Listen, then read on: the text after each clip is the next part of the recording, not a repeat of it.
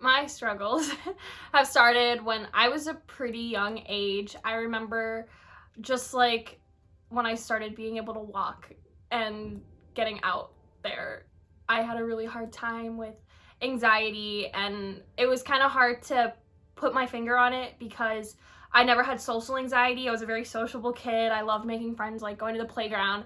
I would become friends with like every kid there, and I loved talking to adults and stuff like that. But there was something always a little bit off when it came to me. It wasn't really that big of an issue until I started going to school. I remember as early as first grade, I would have like crying fits almost every morning because I just didn't want to go to school because it was just super overwhelming. Something about sitting in a big room with a lot of people and it being quiet was terrifying to me. As time went on, I definitely started going towards writing. Writing was something that was very important to me from a young age that, kind of kept my anxiety under control. I would write during class more, write at home, and I spent a lot of time with that up until around 5th grade when I got diagnosed with scoliosis, which is kind of when things went downhill pretty quickly in my life. They found it and it was about 5 degrees. Which wasn't worrying, so they were like, oh, in a month, go to the hospital, get an x-ray done. I did, and it was about 15 degrees, and then it kept getting worse, and I had to wear a back brace for a year and a half, and which caused so many problems. Kids my age did not know how to react to someone being different and someone kind of struggling at their age.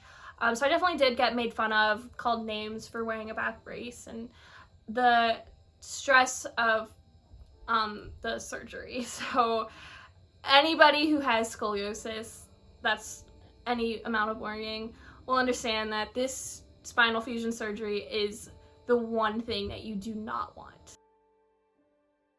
Just a few weeks of that, I had my first ever panic attack, and it was my first of many. I really hoped that the panic attacks would stop once my surgery was over, but unfortunately, didn't work out that way. I continue to have panic attacks. After the surgery, I noticed this feeling that best described as it feels as though I never really woke up from the surgery. I've learned that the term is called depersonalization, which is the feeling that you're kind of disconnected from reality and everything kind of feels like a dream. Like, I remember there were times where I would just feel so sick.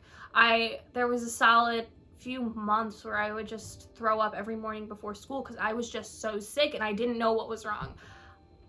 But once we were able to put our finger on what it was, we finally went and got help. I went to a psychiatrist. I was put on medication.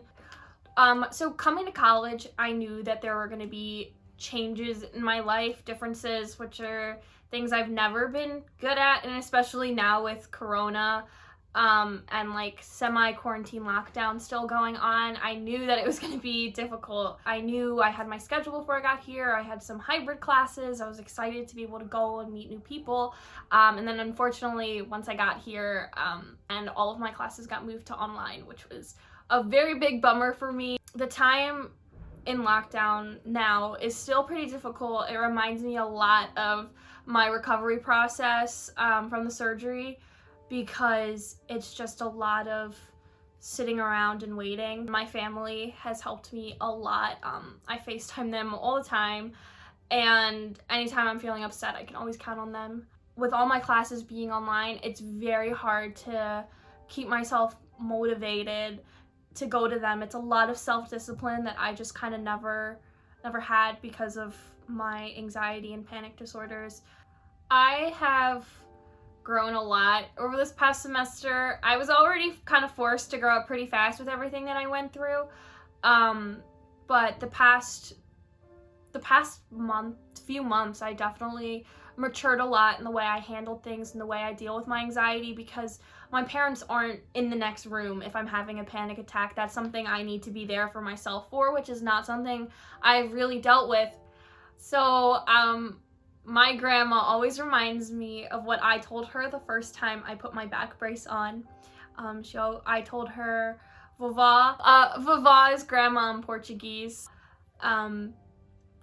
this wouldn't have happened to me if I wasn't strong enough to handle it. And she always reminds me of that.